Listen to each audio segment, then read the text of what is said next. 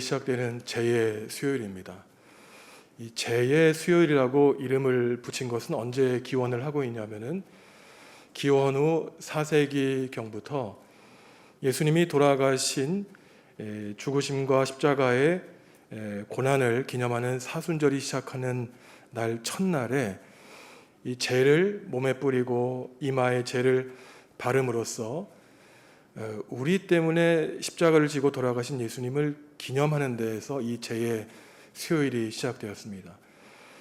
사실은 기독교 전통 가운데 이 재해 수요일은 굉장히 중요한 절기이고요.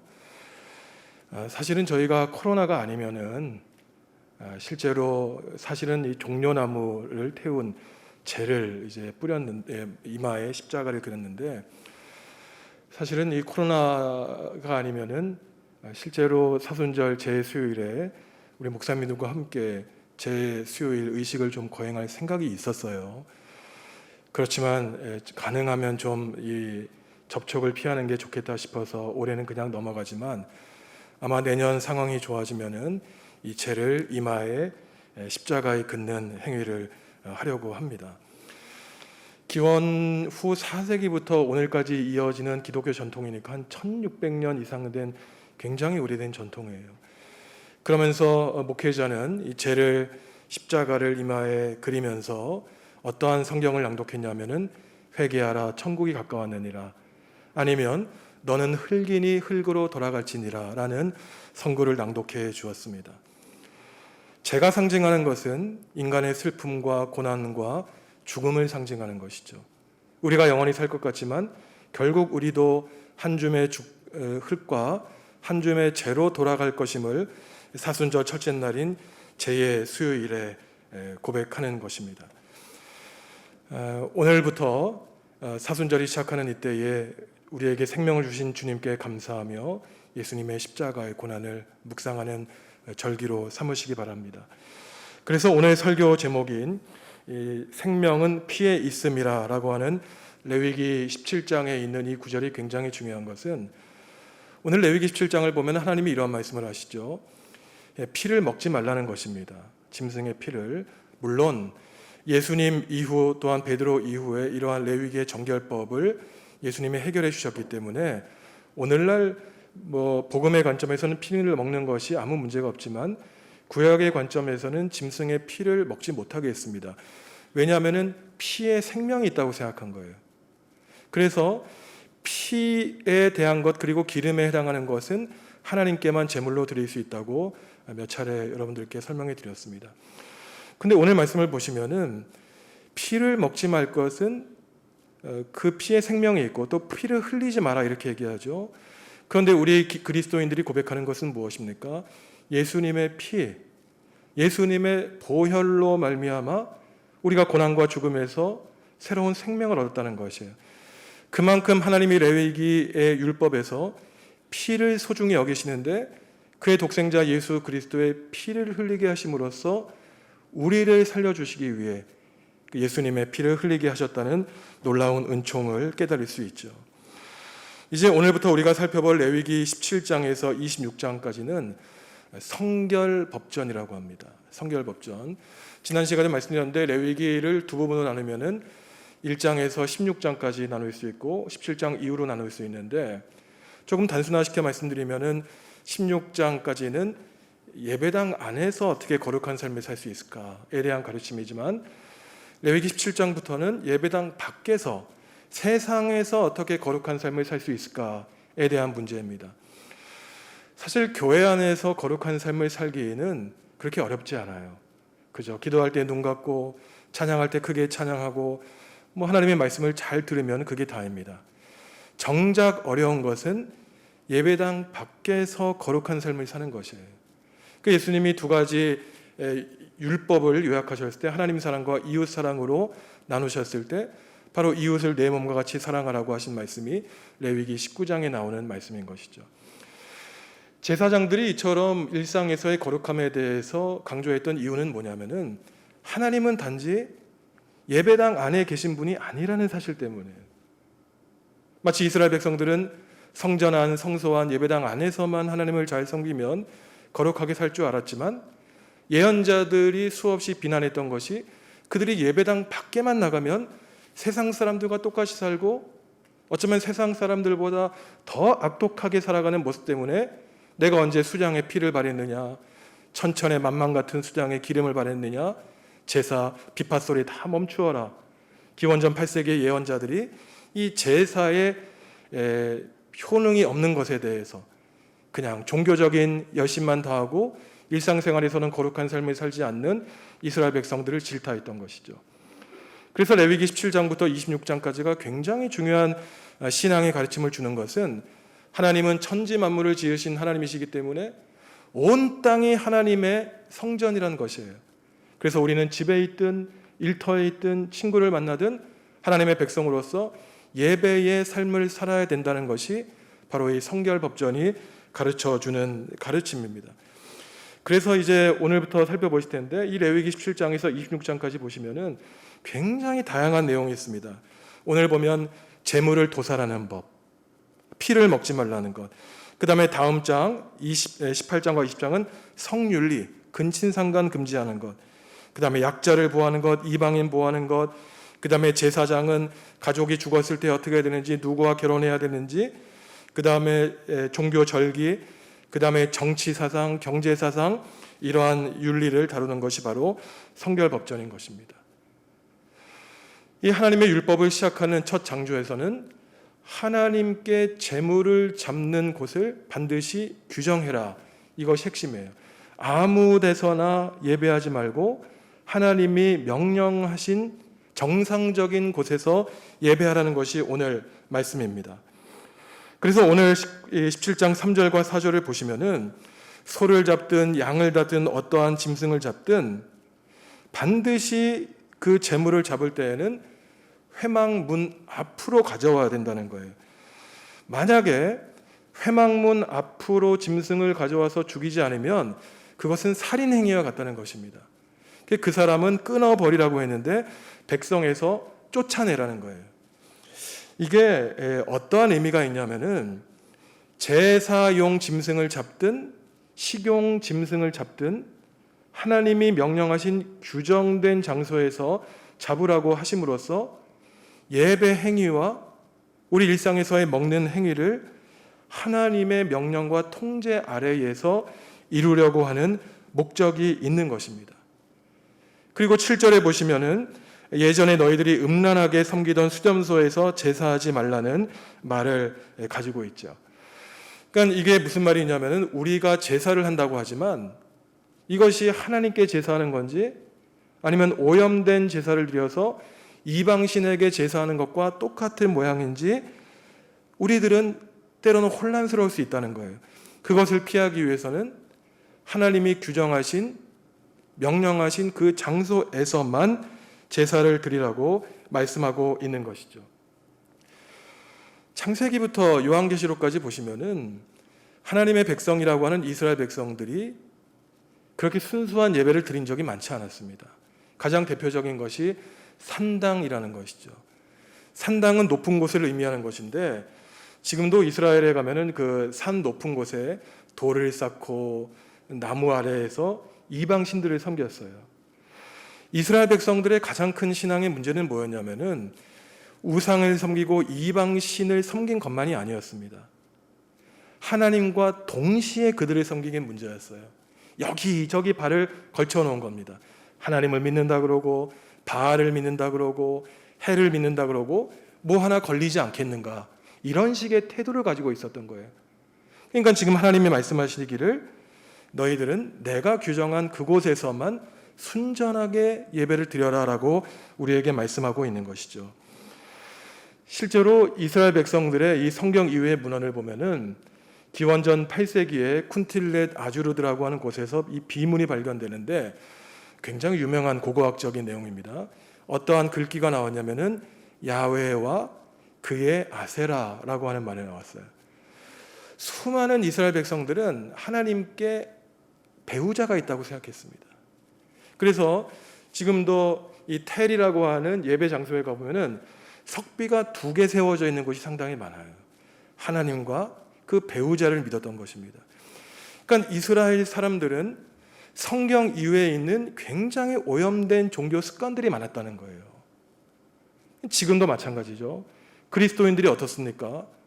꿈을 꾸면은 좀 찜찜해요. 그래서 해몽하든가 아니면 신년 운수를 본다든가 뭐 타로 점을 본다든가 이러한 기독교인이면서 동시에 어떤 이방의 우상을 섬기는 듯한 종교 행위를 하고 있는 것들이 사실은 오래된 이스라엘의 종교 관습이었다는 것입니다.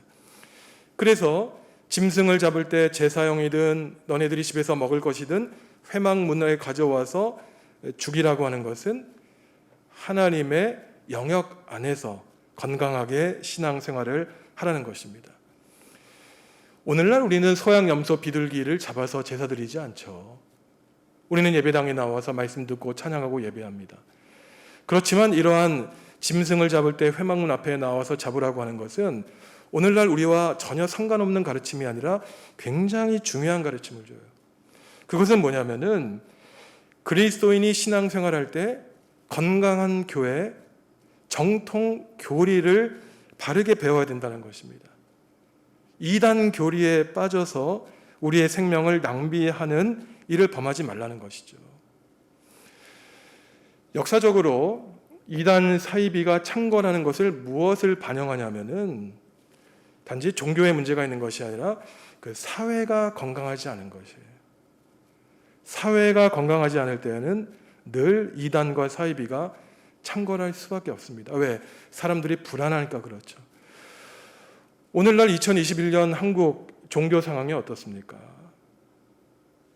많은 이단 사이비들이 한국 사회와 국가를 굉장히 혼란스럽게 하고 있어요. 그것은 어떠한 지표를 드러내냐면은 오늘날 사회가 그리 건강하지 않다는 것입니다. 그리고 그들을 욕하기 전에 정통 교회가 제대로 된 복음을 전하는 일에 게을리하고 있다는 것이에요. 생각해 보십시오. 뭐 광주도 그렇고 정읍도 그렇고 제가 대표적인 이단 얘기를 하지 않겠지만 그들은 자신의 삶을 바쳐 그 이단 사설을 전파합니다. 근데 과연 우리는 우리의 복음을 전하는 일에 얼마나 열심히 였는가? 굉장히 비아냥거리지 않았는가? 전도에 대해서. 과연 우리는 우리의 복음에 대해서 얼마나 가치를 누리고 있었는가?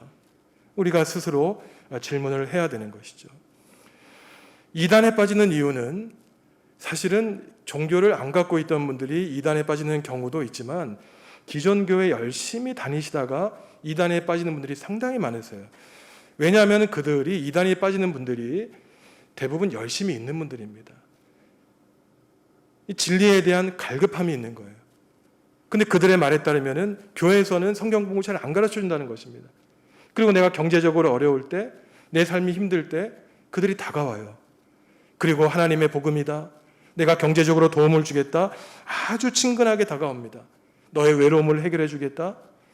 그때가 위험한 것이죠. 그 발을 딛는 순간부터 우리의 삶은 죽음으로 향하고 있는 것을 우리는 깨달아야 되는 겁니다. 때로는 그래서 하나님의 신비와 영원하신 계시에 대한 갈급함이 있을지라도 우리는 건강한 교회 안에서 정통적인 신앙적인 가르침을 배워야 되는 것이에요. 독일이나 프랑스 같은 이제 이 개신교가 태어난 교회 아닙니까? 루터가 종교개혁을 일으킨 게 1517년이니까 벌써 500년이 넘었죠, 개신교가. 그러한 교회는요, 이단들이 이렇게 판을 치기가 쉽지 않습니다. 왜냐하면 독일과 프랑스만 하더라도 국가가 인정하는 교회가 있어요. 그 교회가 뭐냐면 루터 교회와 우리 장로교 개혁교회입니다. 나머지 교단은요, 섹트라 그래서 그냥 자기네들 모임이에요. 그러니까 일반 국민들이 이게 건강한 교회인지 건강하지 않은 교회인지 쉽게 판단할 수가 있어요. 왜냐하면 국가가 인정하는 교회가 있고 그렇지 않은 교회가 있기 때문입니다. 그러니까 이상한 교단이나 교파나 이단들이 감히 그 사회에 침투하기가 어려운 거예요. 왜냐하면 교회 역사가 500년이 넘었기 때문에. 우리는 어떤 분들은 이렇게 얘기합니다. 유럽 교회 다 망했다. 다 할머니 할아버지 뿐이다. 그런데 그곳에 가서 좀 몇 년을 살아보셔야 돼요. 몇 년을 살아보셔야 됩니다. 생각해 보세요. 그래도 영국, 독일, 프랑스는 개신교회가 역사가 500년이 넘었습니다. 그래도 그 문화 속에 깊숙이 뿌리 박혀 있어요. 근데 한국 교회는 어떻습니까? 한국 개신교는 이제 100년 조금 넘었지만 과연 우리 교회가 앞으로 400년 이상 버틸 수 있을까? 우리 지금의 열심으로 과연 교회가 이 사회에 기여할 수 있을까? 굉장히 고민해 볼 문제입니다. 그 소설가 황석영 씨가 그 손님이라고 하는 소설책을 썼어요. 그게 이제 예전에 빨치산 이럴 때 이제 기독교 탄압, 공산주의와 갈등 문제인데 그 소설가가 얘기하는 게 그겁니다. 기독교인 가운데 그 공산당이 들어왔을 때 그 박해를 받지 않은 사람들이 있었다는 거예요. 그거는 뭐냐면은 사상과 이념에 상관없이 이웃들에게 사랑을 베푼 사람들은 공산당들이 내려와서 이 사람은 기독교인이지만 그를 사랑했다는 것입니다. 그런데 기독교가 세상의 빛과 소금의 역할을 하지 않고 자기중심적인 단체가 되었을 때는 이 세상에 해악을 끼친다는 거예요. 그래서 그 소설가가 말하는 것이 뭐냐면은 한국 사회에 기독교가 손님으로 잠깐 방문했다가 나가게 될 것이냐. 우리 기독교인들에게는 굉장히 중요한 질문을 던져주는 것이죠. 과연 우리 한국교회는 앞으로 어느 정도 버틸 수 있는가 우리가 생각해 보아야 되는 것이죠. 그래서 사활이 걸린 것은 정통교회, 정통신앙을 지키는 일에 우리는 최선을 다해야 된다는 것입니다. 제가 그 사실은 PPT에 이렇게 했는데 이거를 보여드릴까 말까 고민했는데 혹시 그 교회 사진이 있습니까? 예, 둘째 사진 하나 있는지 모르겠습니다. 제가 이거를 보여드릴까 말까 하다가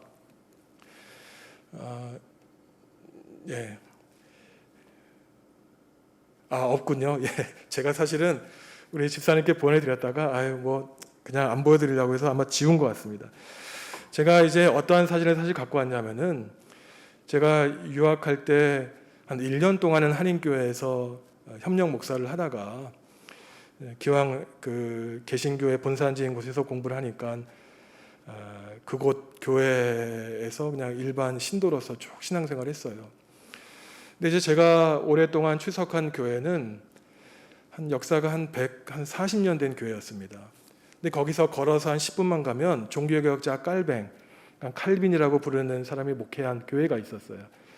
그러니까 종교개혁자 깔뱅이 스위스에서 종교개혁을 하고 박해를 받으면서 이 종교적인 피난민들을 위해서 목회한 교회가 있었습니다. 유럽에 가보시면은 이 개신교의 역사가 피로 얼룩진 역사였어요. 가톨릭 교인들에게 어떤 교회당 안에서 불태워서 화형당하기도 한 위근호 교도들 이런 것들이 있는데 제가 이제 사실 이방인 아닙니까? 참 그들이 볼 때는 먼 낯선 나라에서 온 그냥 목사라고 하지만 유학생 신분으로 그 교회에 다녔는데 참 훌륭한 교인들이 있었어요. 아마 지금 살아계실지 모르겠습니다. 제 기억에 그 당시에 한 70, 80 되신 지금 우리말로 하면 아마 장로님, 권사님들 정도 되실 거예요. 이분들이 우리말로 하면은 그냥 뭐 아프리카 사람, 뭐 동남아시아 사람 아닙니까? 저를 집으로 초대해서 뭐 달팽이도 먹여주시고 참 이 외국인, 이 이방인을 사랑하신 거예요. 여러분 같으면 그렇게 하시겠어요? 우리 만약에 외국인 노동자가 있으면 집에 초대해서 따뜻한 밥 한 끼 초대하는 게 어렵죠. 사실은 코로나만 아니면 제가 작년 연말에 우리 당회에서 좀 상회해서 외국인 노동자들 불러서 같이 식사도 대접하고 이러한 마음이 있었는데 다 하지는 못했죠. 다른 말씀 드리는 게 아니라 그 교인들이 이런 얘기를 하는 거예요. 우리 교회는 역사가 140년밖에 안 되기 때문에 문제가 참 많다는 겁니다. 그런데 그 앞에 사진 보이시죠? 저 교회가 이제 바울교회라 그래서 제가 출석했던 교회예요. 이거는 제가 찍은 게 아니라 인터넷에서 워낙 유명한 교회이기 때문에 그 다음 사진 보시면은 그 실내의 모습입니다. 굉장히 웅장한 교회예요. 뭐 파이프 오르간도 엄청나고. 근데 그 다음 장 보시면은 저기가 굉장히 소박한 교회죠. 저게 이제 장깔뱅 그 종교개혁자가 목회했던 곳인데 그 실내는 굉장히 소박합니다. 그 다음 장 한번 보시죠. 굉장히 소박하잖아요. 교회 규모도 본당도 우리 교회 규모 정도일 거예요. 그리고 굉장히 그냥 시멘트 벽입니다. 왜냐하면 종교개혁자들은 아주 단순하고 심플한 예배당을 꿈꿔왔기 때문에. 그래서 저는 저 집이 가까웠기 때문에 처음 사진 보여드린 그 교회를 출석했는데 교인들이 그런 얘기를 하는 거예요. 우리는 140년밖에 안 돼서 문제가 많은데 저 종교개혁자가 목회했던 교회는 역사가 500년이 됐기 때문에 안정돼 있다. 그래서 저는 그분들이 농담하는 줄 알았어요. 우리 같으면 140년, 150년 된 교회는 얼마나 오래된 교회입니까? 근데 그분들은 농담하는 게 아니라 진짜 교회를 걱정하는 거예요. 우리가 아직 130년, 40년밖에 안 됐기 때문에 교회 안에 다툼도 있고 문제도 많고 한 500년쯤은 돼야 된다. 이런 얘기를 하는 겁니다. 그래서 저는 그러한 교인들이 하는 얘기를 듣고 한국 교회가 정말로 고민해야 될 것이 무엇인가? 교인 수, 재정, 100년 만에 엄청나게 세계적인 선교사들을 파송했지만 과연 한국 교회가 바른 신학과 바른 교리로 이 사회를 선도하고 있는가? 그래서 오늘 레위기 17장에 나오는 하나님이 정하신 곳에서 예배하라고 하는 것은 건강한 교회를 만들기 위해서 한 명 한 명이 최선을 다해서 성경 공부에 힘쓰고 기도에 힘써야 된다는 말씀을 하고 있는 것이죠. 또한 수렴소에게 재물을 갖다 바치지 말라고 하는 것은 이 교회 안에서 벌어지고 있는 미신적인 샤머니즘적인 민간 신앙을 경계하는 것입니다. 우리의 의식 속에도 그런 게 있죠. 내 운수가 어떨까? 내 미래가 어떻게 될까? 하지만 성경은 우리에게 분명히 말씀하고 있는 겁니다. 기독교가 주는 가르침은 우리의 앞길과 운명은 누구의 손에 달려있다는 것이죠? 오직 하나님의 손에 달려있다는 것이에요. 내 미래, 내 내일, 내 모레가 어떻게 될지 모릅니다. 하지만 분명한 것은 그 미래는 하나님의 손에 달려있다는 거예요. 왜냐하면 하나님만이 우리 삶의, 우리 역사의 주인이시기 때문이에요. 그래서 때론 내가 어려움을 당하고 고난을 당할지라도 우리는 두려워하지 않을 것은 하나님이 우리의 삶을, 우리 교회를 본 궤도로 이끌어 주신다는 사실을 우리는 믿기 때문인 것입니다. 믿음이 약해질 때 조심해야 돼요. 이단 사설, 다른 사람들의 유혹된 가르침, 그것을 우리가 귀 기울여 두는 순간 우리의 인생을 망칠 뿐이라는 사실을 우리는 기억해야 됩니다. 레위기 17장은 이 짐승을 도살할 때 회막 어귀에 가져와서 반드시 지정된 곳에서 잡으라 그러고 일상생활에서 먹을 고기도 회막문에서 가져와 잡으라는 거예요. 이게 이제 수천 년 전에 기록된 거기 때문에 이해하기 어렵지만 예를 들어서 이겁니다. 만약에 우리가 오늘 가족들과 함께 소고기를 먹고 싶어요. 우리는 정육점 가서 사면 되지 않습니까? 그렇게 하지 말라는 거예요. 소를 예배당 앞에 가져와서 도축하고 그 다음에 먹으라는 겁니다. 식용도 그렇게 하라는 거예요. 왜냐하면은 피가 생명을 담고 있기 때문에 그 생명을 소중하게 여기고 그렇기 때문에 하나님 앞에서 그러한 짐승의 생명도 다루라는 것이죠. 오늘 현대인의 관점에서는 참 이해하기 어려운 것입니다. 이처럼 소, 양, 염소를 잡을 때 함부로 아무 곳에나 잡지 말고 피를 소중하게 여겨서 예배하듯이 식용 짐승도 도살하라는 거예요.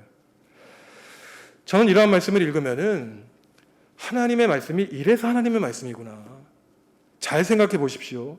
이 짐승의 문제, 오늘날 21세기에 어떤 문제가 발생하고 있습니까?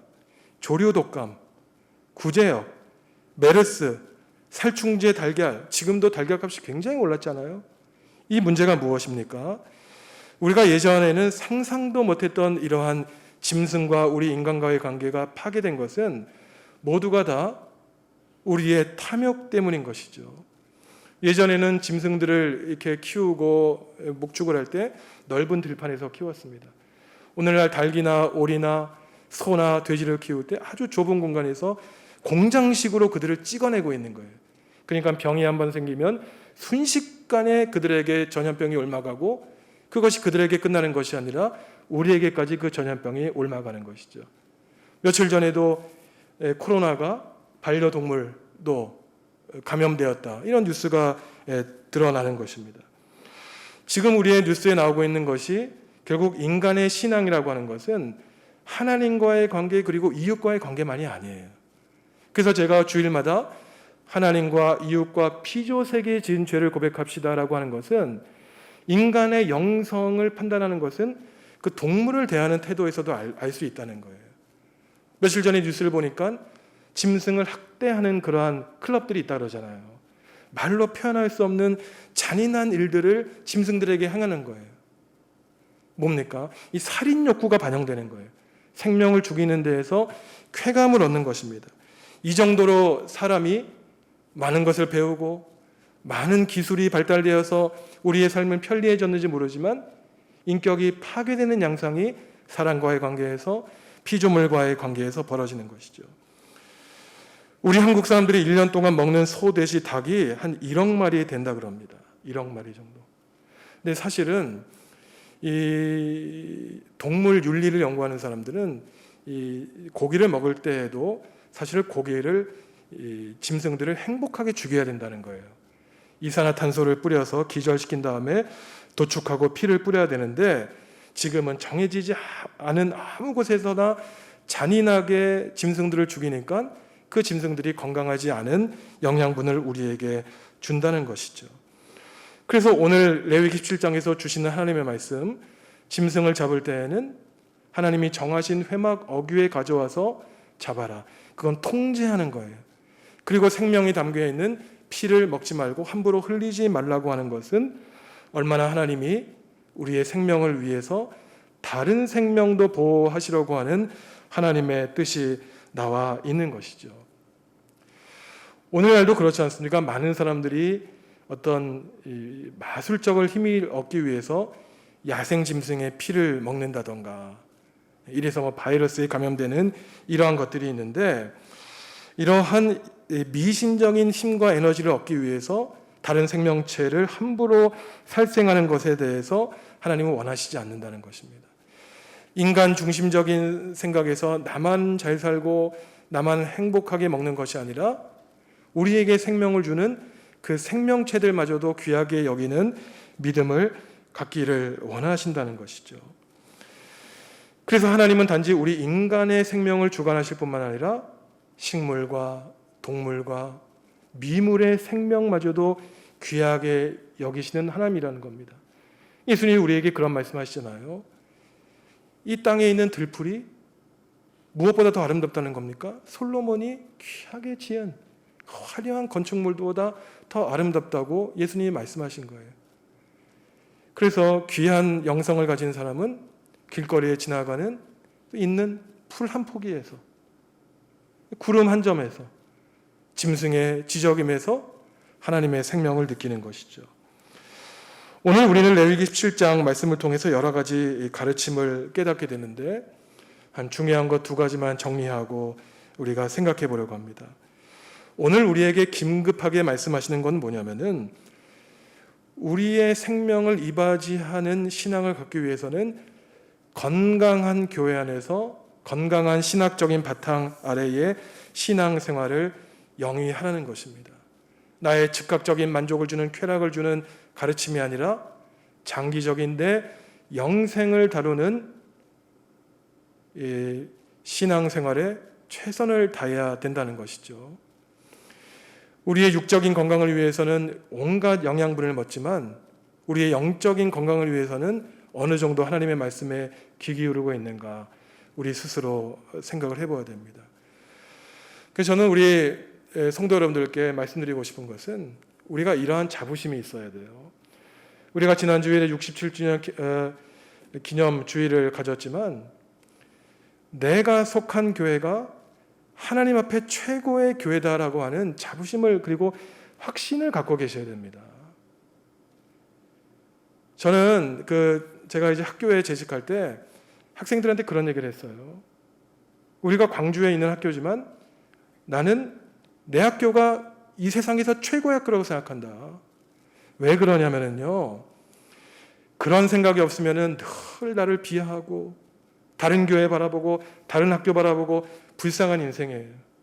내가 속한 교회, 내가 속한 가정, 내가 속한 학교, 내가 속한 직장 일터가 비록 부족한 많은 점이 있지만, 내가 하나님께 기도하고 간구하며 최선을 다해 나의 부족한 점을 회개하고 하나님을 향해 나아갈 때 우리 교회야말로 이 세상에서 하나님이 가장 귀하게 사용하시는 교회라는 자긍심을 가져야 되는 것입니다.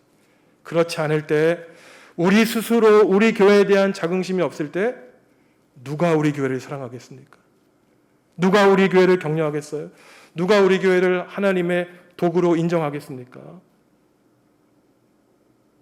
한 사람 한 사람 하나님의 성전으로서의 삶을 살아갈 때 하나님의 말씀을 품에 안고 하나님이 원하시는 교회를 만들기 위해서 늘 우리는 애써야 되는 것이죠.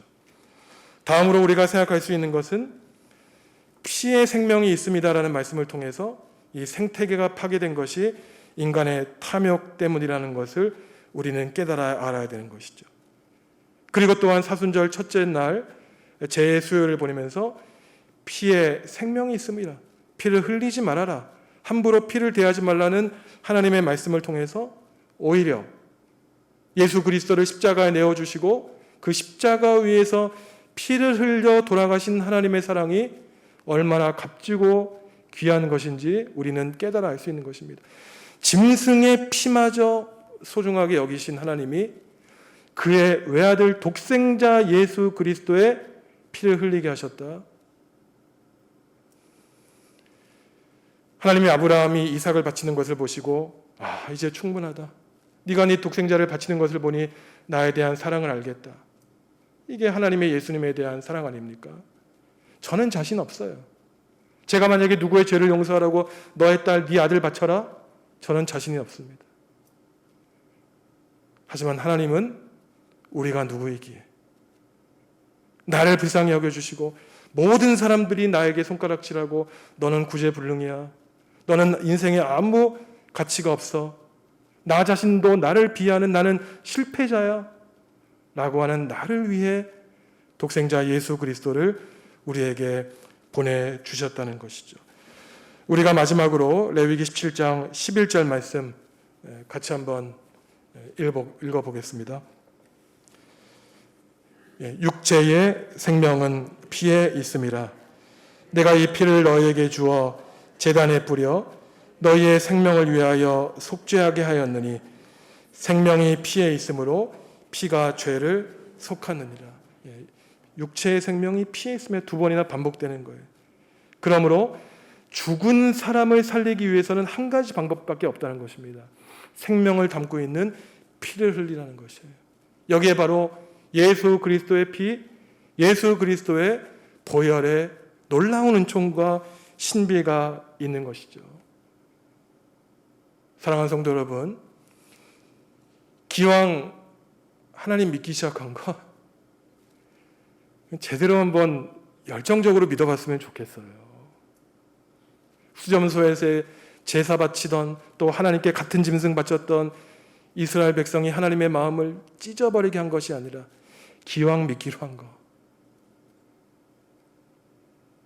하나님의 마음 기쁘시게 하고 우리 위에 독생자 예수 그리스도를 바치신 하나님께 감사하는 마음으로 우리의 삶의 전부를 감사의 제물로 바치게 되는 성도 여러분 되시기를 간절히 바랍니다. 함께